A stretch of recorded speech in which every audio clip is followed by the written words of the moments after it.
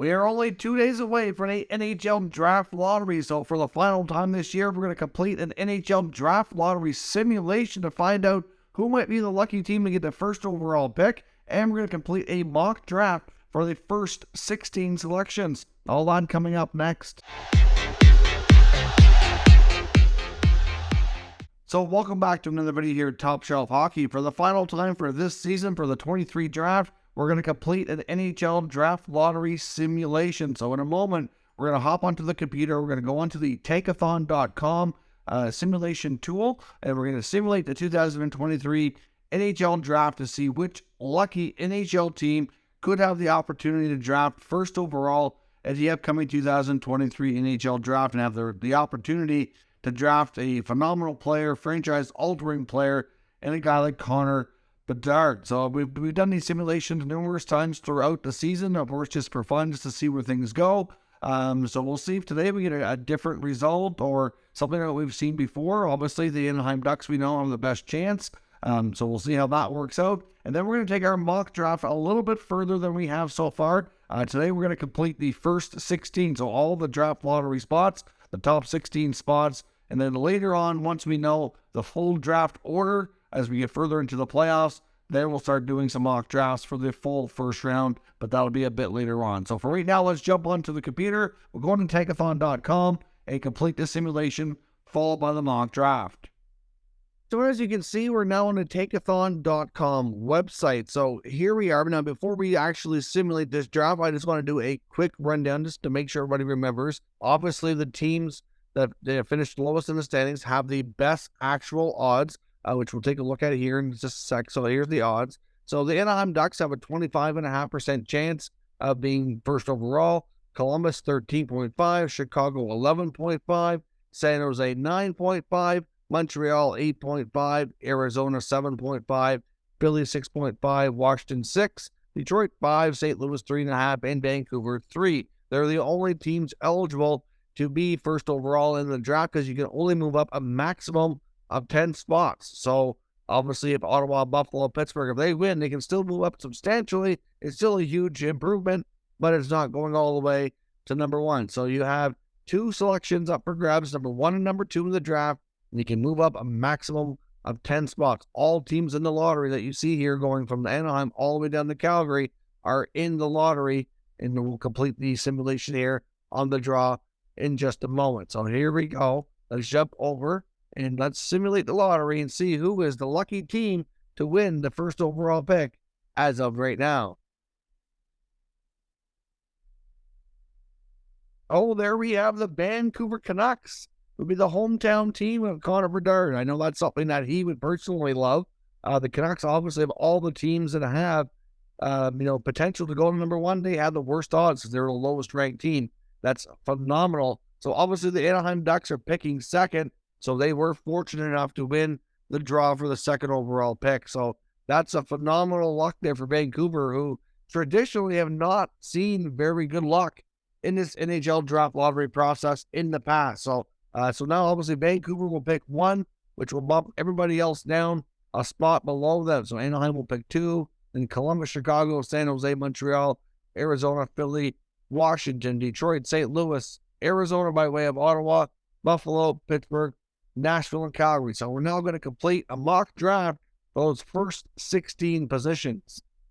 Selecting first overall, we have the Vancouver Canucks. This happens to be the hometown team of Connor Bedard of the Regina Pats of the Western Hockey League. No doubt in anybody's mind that Bedard will indeed be the first overall selection. That's been pretty much guaranteed for some time. Some of these other prospects are really, really good too. And at times I've rivaled them to be in, maybe that 1-2 conversation. But Bedard, with his crazy wicket release and highly skilled play, I've drawn some comparison to some all-time greats like Steve Yzerman and Joe Sakic are a couple of players that kind of come to mind. Certainly some other players too that have gone pretty high in the draft. But Bedard will indeed be number one overall without a shadow of a doubt.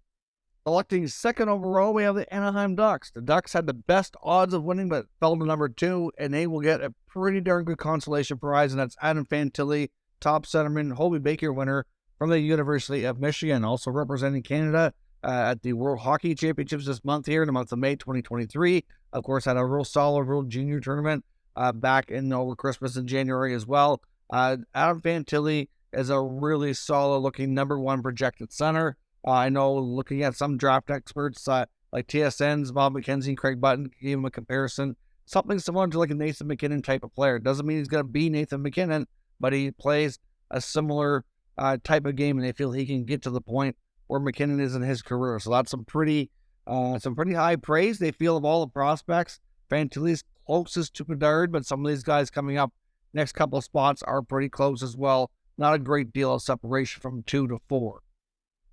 Selecting 3rd overall, we have the Columbus Blue Jackets, and we have them taking Leo Carlsson. Now, Carlsson, Fantilli, Bedard has been a pretty much consensus 1, 2, 3 by most of the projected top ranking scouts and draft ranking services, no matter where you look for the most part. But there are some prospects like MItchkov and Will Smith that are trying to have something to say about that and really could interfere and get into this top 3, depending on the teams and how they feel about them. Carlsson, being a really solid two-way centerman out of Sweden, should project to be a first-line player. I know when the Craig Button gave him a comparison to Washington Capitals centerman Nicholas Backstrom. This guy could have the potential to be a really terrific playmaker while being a responsible player of both ends of the ice. So I think he's got size and strength too, which should get him to the NHL quickly. So Carlsson would be a terrific pick for any team, especially a team like Columbus, who's not exactly deep down the middle. Selecting 4th overall, we have the Chicago Blackhawks, and I have them taking the Russian superstar Matvei MItchkov. I think of all the teams who can afford to wait a few years for him to make the jump to North America and be patient here, Chicago is one of the few teams I can see going down that road. They've clearly had success with some other Russian players coming over. Most recently, like Artemi Panarin comes to mind. Not the same scenario, but still, I think they can be patient here. Kyle Davidson's made it clear that this rebuild is not going to be short-term at all. It could probably be at least a 5-year type of deal. If they allow Michkov to obviously to be a part of the organization and play in Russia the next 2-3 years, which I believe he's got a 3-year contract, that he's not going to be having that effect on them, and they can likely continue to be bad and get high picks and continue to build through the draft over the next number of years while they build up this new product in Chicago. So to me, I think Chicago is a perfect spot to be patient for Michkov. Selecting 5th overall, we have the San Jose Sharks, and we have them selecting American-born player Will Smith. To me, with the way Smith has progressed near the second half of the year, I don't see him getting selected outside of the top 5. I think he's pretty much a consensus top 5 pick at this point in time. Obviously, he put up 127 points in 60 games played this past year. Got a comparable type of NHL player from Craig Button as being similar to like a Mika Zibanejad. So certainly that is quite a compliment. He can be quite, a skilled centerman who can put up a lot of points, a lot of goals. So obviously Will Smith is a player that's really solid at this point. He will be going to college. He's going to be committed to going to Boston College. So he's going to be at least 1 year away from playing in the NHL. 6 feet, 172. So decent size, decent strength. We'll see what a year of college hockey does and how quickly he'll make the jump to the NHL. At number 6 overall, we have the Montreal Canadiens, and we have them selecting Dalibor Dvorsky. Now, Dvorsky is a player. There's been a lot of reports that the Montreal Canadiens general manager and their team have been scouting over in Europe here most recently. It seems like there's a lot of rumors that they have some pretty heavy interest in this player. Certainly, the Slovakian player has had a real solid year. Lots of good growth and development out of his game, which has impressed a lot. Which I know a lot of scouting places now have him pretty much locked to be a top 10 selection. But Dvorsky to Montreal does make a lot of sense. He is drawing some comparables to a player like Flame centerman Michael Backlund, who can be a pretty good, really good two-way centerman who can produce offense as well. So they've got a lot of high-end talented prospects in Montreal already. He might be a player who could fit more of the middle 6 part of the lineup and be more of a shutdown centerman who can also kick in on the offense. So to me, the kind of player that you need in Montreal's prospect pool right now is deep enough that they can certainly afford to take a chance on a player like this to develop into that type of player. So makes a lot of sense that the Habs like Dvorsky. At number 7 overall, we have the Arizona Coyotes, and we have them taking Canadian-born player Matthew Wood. Now, Matthew Wood is another player who has certainly risen quite a bit in the draft rankings this year. Matthew Wood's a player a year ago playing the BCHL. Obviously, changed things up this year. Matthew Wood at this point in time is at the University of Connecticut and had a real solid year. He's got good size and strength, 6'3", 190, so there's lots of like that way. He can play center or wing. He's got the size and strength that he may be able to develop into a center at the NHL level. But even at first year college at his age, only have 34 points in 35 games to me is rather impressive. So another year or two of college, and I think Wood could really develop into being a real solid NHL player. He actually does draw some comparisons to like a homegrown talent like a Tage Thompson, who's currently lighting things up with the Buffalo Sabres. It'd be a big addition for Arizona if they can grab a player like this. Selecting 8th overall, we have the Philadelphia Flyers, and we have taken another American-born player here, Ryan Leonard, who might be the best pure goal scorer possibly in this draft. Only time will tell. Ryan Leonard is a really solid player, in my opinion, here that actually draws some comparisons to a current Philadelphia Flyer and that of Travis Konechny. So Ryan Leonard put up 94 points, including 57 goals this year playing for the United States national teams and doing that in his time in the USHL. So certainly a real solid year for Leonard. He's driven up the draft rankings here quite substantially, which is huge for him. Ryan Leonard will be going to the U.S. college hockey scene next year, playing for Boston College. Decent size, 5'11", 180, but obviously, wouldn't hurt to have a little bit more muscle and strength on there to make it in the NHL. But obviously, Leonard, I think, could be a real proven goal-scoring winger down the road for Philly. At 9 overall, we have the Washington Capitals, and I think we're finally going to see our first defenseman get picked, and that's David Reinbacher, who's arguably the top defenseman in this draft. Washington is in a position where they're kind of, not really rebuilding, but sort of retooling on the fly here, trying to continue to win and be competitive during the remaining years of the Ovechkin era.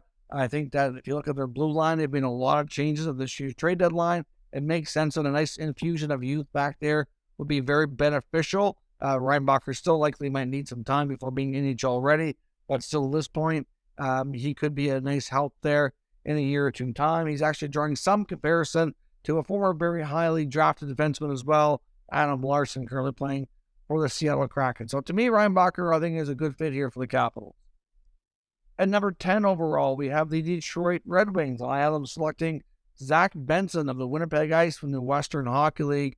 Benson, again, had a phenomenal season this year. A very highly talented player for sure. As a player who, depending on where you look at on different lists, could be anywhere in that 5 to 10 range. He's not overly big, 5'10", 159, but he can play all three forward positions. So he's very versatile in that sense. Just came close having a 100-point campaign this year at 98 points in 60 games during the regular season with Winnipeg. He also draws some comparison to a player kind of like a Johnny Gaudreau, a really highly skilled playmaking winger. So to me, Benson can be that guy that Detroit's missing. They have a lot of European players and some other talent. To me, this guy could be like a game-breaking winger. It would be a nice fit and mix with their current mix of young prospects in Detroit.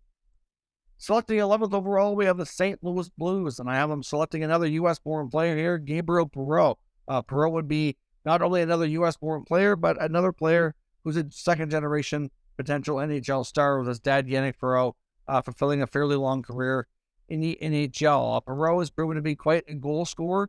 He put up 132 points, including 53 goals this year over 63 games. Not overly huge. He's just shy of 5'11", but draws some comparison to Penguins winger Jake Gensel. So he has that potential to be, a real solid goal-scoring winger. I mean, I know to me he's a little bit underrated. I've seen some places have him ranked a little bit lower. He's going to be going to college. He's going to play at Boston College, so you're going to have to wait at least a year or two to have him join the NHL. But to me, he's a real solid goal-scoring type of winger with good NHL genes. So to me, Perreault is a good risk for St. Louis to take with this pick. At 11 overall, we have the Coyotes again with their second selection. This one originally came from the Ottawa Senators in the Jacob Chychrun trade, and I have them selecting Edward Shea. Now, Shea, another European-born player here, born in the Czech Republic. It's debatable on exactly where he's going to go. He could go in a variety of spots here in this draft, but he certainly has had himself a really nice season overall. Lots of growth and a real good showing at the World Junior Championships. I know I've seen some places have him in the top 10. I've seen some places have him down 15 to 20 range. It's really difficult to say, but he's still a real solid player where Arizona has multiple first-round picks. I can see them using their second selection here on a player like Shea, who could be, to me, I think he would fit down the road if everything works out to be a real solid middle six player. So we'll see where that goes, but I think he'd be a good risk here for Arizona. At 13th overall, we have the Buffalo Sabres. I have them selecting Brayden Yager. Now, Yager's a centerman for the Western Hockey League's Moose Jaw Warriors, 6', 165, so certainly use a little more weight on his frame, but have himself a real solid year, definitely more of a playmaking type of forward. 78 points, including 50 assists in 67 games played this year, only 14 penalty minutes as well, so certainly not a guy who takes a ton of penalties. So Yager, to me, is a good selection at this point. I mean, the Sabres have a really deep and talented prospect pool, not a ton of roster spots long-term that you kind of see open up. So to me, I think Yager is a player like some of these guys that can go in a variety of spots. But for me, it makes good sense here for Buffalo to pick him up here at this spot. Next up at 14th overall, we have the Pittsburgh Penguins selecting, and I have them taking a dynamic forward here in Andrew Crystal, who in this mock draft has fallen down a little bit. I can see him going anywhere, to be honest, in that 7-8 range down to about the 15 range. It's difficult to say exactly where he's going to go. Good buddies with Connor Bedard. Draws some comparisons. I think when it comes to his high skill level, he is definitely one of the most skilled players in this draft, there's no doubt. He's a left winger, a little bit on the smaller side, 5'10", 165 pounds, put up a 95-point campaign over 54 games this year, playing for the Kelowna Rockets in the Western Hockey League. To me, if you take a look at the Pittsburgh Penguins and they have an older core in Crosby, Malkin, Letang, this guy could fit in nicely, help rejuvenate some of these guys in the final years of their career, be a good addition there in their top six. At number 15 overall, we have the Nashville Predators. We finally have our second defenseman being selected, and that's Axel Sandin-Pellikka. Now, I know some might have Sandin-Pellikka over Reinbacher, but I think Reinbacher will be the first to go here. But certainly Sandin-Pellikka would be a good fit for Pittsburgh. They certainly could use an infusion of youth back there. They don't often get picks like this. Pittsburgh has traded so many first-round picks, and when they have had it, they pick so low that they really haven't had much of a prospect pool in some time. But Sandin-Pellikka could really help begin the next wave of defenders coming through for the Penguins. He's 5'11", 181. Put up some good numbers as well. Could be a good puck mover back there, and could be the next generation of defensemen for Pittsburgh. Selecting 16th overall, we have the Calgary Flames, and I have them selecting Colby Barlow from the OHL. Now, Colby Barlow is another player who has risen a fair bit here in recent weeks to kind of close out the season. Barlow is a left winger, 6'1", 187. He's got pretty decent size and strength. Completed himself a real solid year, putting up a 46-goal campaign, including 79 points over 59 games with the Owen Sound attack this year. Draws a little bit of a comparison to a Matthew Boldy type that we currently see playing for the Minnesota Wild. Barlow, to me, could be a next great young forward here in the Flames organization. We've seen some guys like Peltier get more of a role lately. Barlow could be another guy to have that opportunity here in a year or two time. So that is our final simulation of the year for the 23 draft. That's my final mock draft based on the order not being confirmed and finalized. Of course, as I mentioned, we will be doing mock drafts here shortly once the actual lottery is completed. We know the actual confirmed order of teams selecting, and then we can have a better idea of where players might go based on how we feel that they're going to view some of these top prospects. So let me know your thoughts on the simulation, on the mock draft. Who needs Connor Bedard the most? Let me know which team you're looking forward to seeing if they win on Monday night. Let me know that, and down in the comments, we'll discuss further. If you're new to the channel, of course, make sure you subscribe. Stick around. There'll be plenty more content regarding the 2023 NHL Draft, and of course, tons of videos to keep you up to date with all the news and rumors on all 32 NHL teams. Thank you for watching, and I'll catch you next time.